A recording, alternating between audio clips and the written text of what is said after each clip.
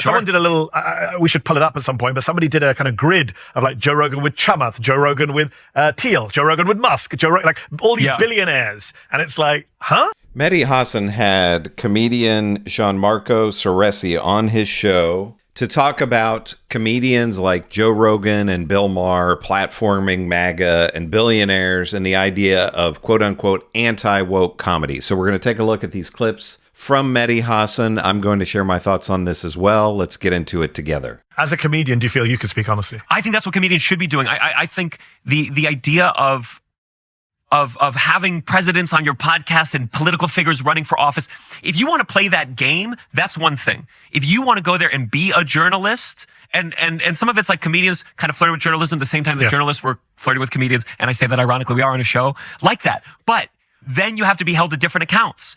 If I have a politician on my show, I need to be held to a journalistic standard the same way that if you headline the DC Improv, I would say where are all the fucking punchlines. Like if we are going to wait, I'm sure you would.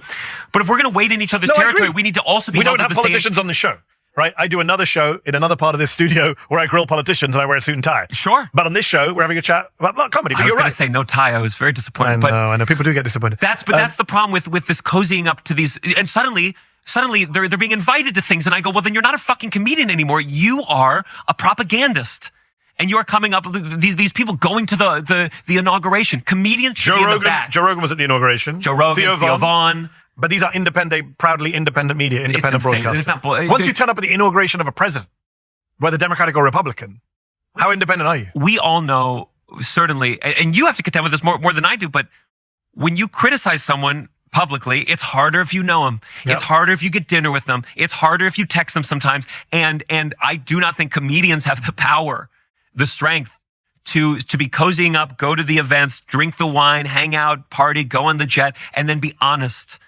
about their critiques. You've been very critical of what you call the anti-woke comedy movement. Who are they? Joe Rogan is certainly the face of it. But I think a shitload of comedian podcasts have been cozying up. Any comedian who has had and they also pretend to be apolitical, but they're basically platforming the right. Absolutely. And maybe they went into it. Some comedians got burnt by the woke move, by COVID, everyone being online, people getting in trouble for old jokes. Yeah, Me Too, certainly. And so some of them said, "Oh, here's a new haven for me. Here's a place where it's But now that the thing that was like the rebellious group is the fucking president, you're not punk anymore. You're not cool anymore. That's the fucking principle. And you're like going out there like talking about how cool the principle is and saying that he believes in free speech when he doesn't. That's where I go. You're no longer a comedian. You have to admit what you are is you work for the state in this particular instance. And that's not a comedian. The jester should occasionally, be scared, or the politician should not want to be with a comedian.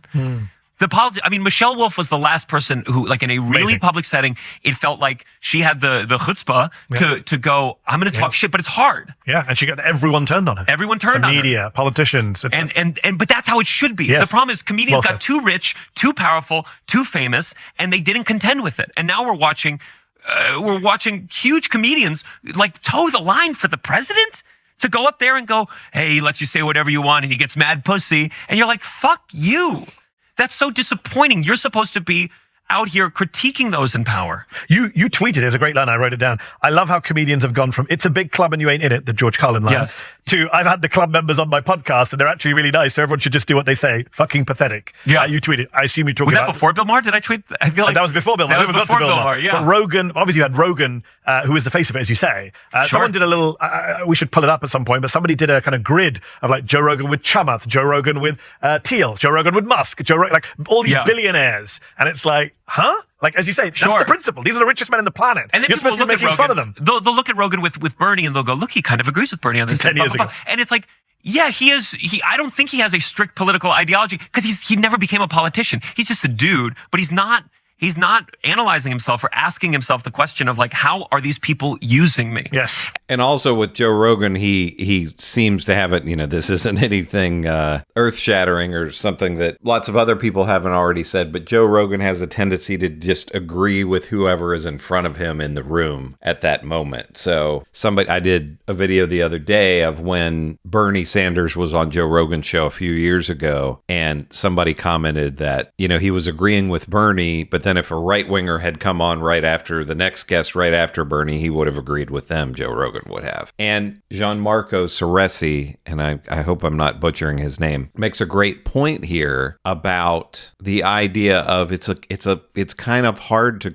be very critical of somebody when you're going to dinner with them or they're inviting you to their home and you're hanging out with them. I mean, at the end of the day, even though lots of these people we think of as evil figures, they're still people. And it's just, think about friends of yours that you might disagree with. If you were talking about those friends on some kind of a public platform, even if you think they're very wrong with their viewpoints, they're also your friends. So it's going to be difficult for you to come out and say, well, they're absolutely wrong and they're terrible and all of that. And that's what's happening with Joe Rogan and Bill Maher. They're cozying up to Donald Trump and the people surrounding Donald Trump and Elon Musk and these billionaires and everything. They're not going to be critical of them. It's much easier for them to be critical of a trans person out there that they've never met before. And that's one of the big problems that we have right now, is instead of punching up like George Carlin did, we have comedians who are punching down. Think about how much time Joe Rogan has spent over the years with anti-trans talk on his show. And I think a lot of comedians,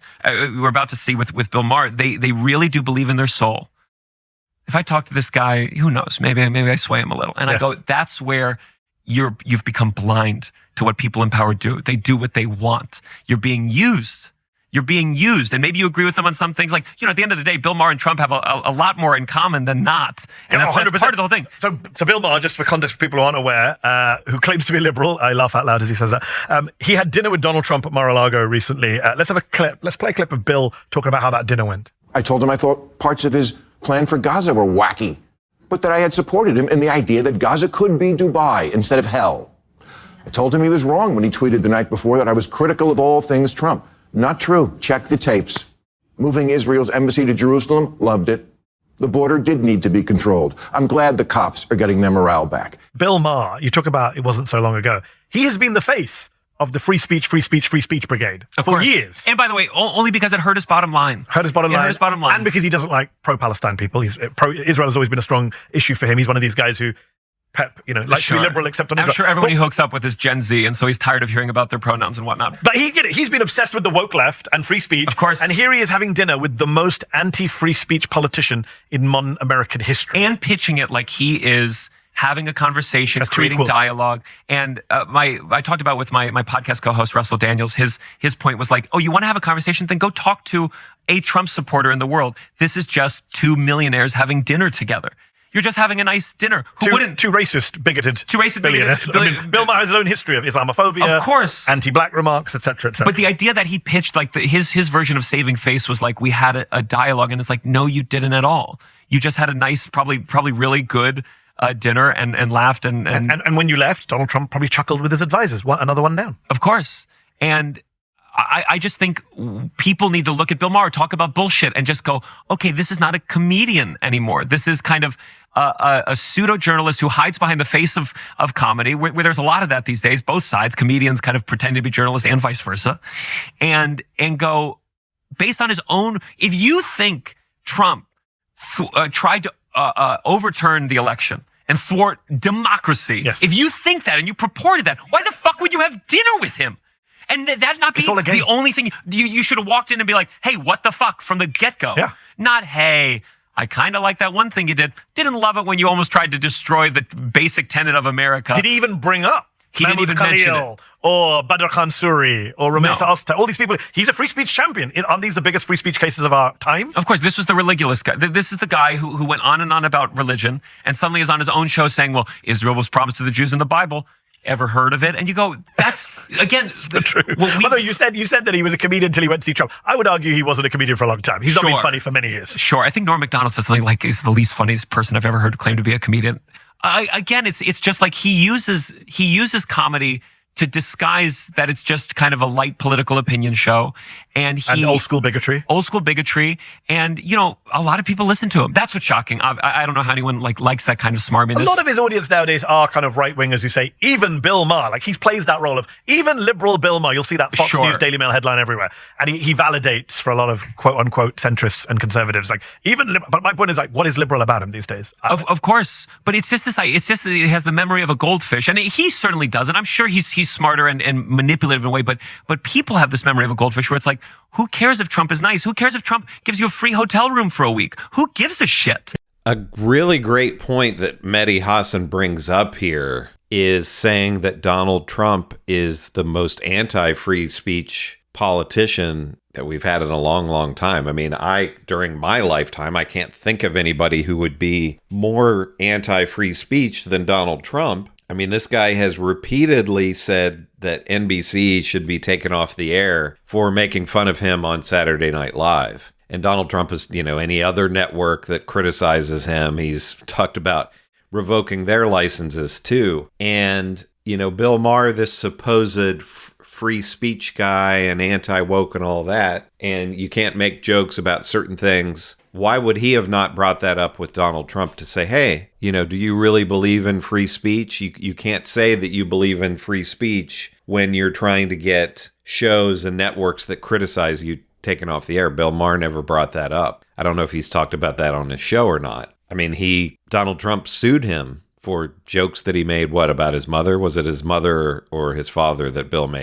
Maher made about Donald Trump? And it's always funny with these guys like Joe Rogan and Bill Maher, who, you know, they've been whining about woke for years and years and years at this point. And it's always, well, I can't make jokes anymore about X, Y, or Z, while they make jokes about those topics on their shows, on their podcasts, in their stand-up routines. No one is silencing them. It's just a lot of bullshit. But let me know what you think about what Mehdi Hasan and Gianmarco Soresi, I hope I got that right, had to say about Bill Maher and Joe Rogan and these other comedians, and how dangerous it is to have guys with massive platforms like Joe Rogan cozying up to presidents and the richest people in the world like Elon Musk. You know, there's definitely people that think that Joe Rogan played a not insignificant role in getting Donald Trump reelected. And you see all these sort of think pieces about the Democrats need their own Joe Rogan to win elections going forward. But let me know what you think about what Mehdi Hasan had to say. Make sure to give me a like and subscribe. I'm Chris on Culture, and I will see you in the next video.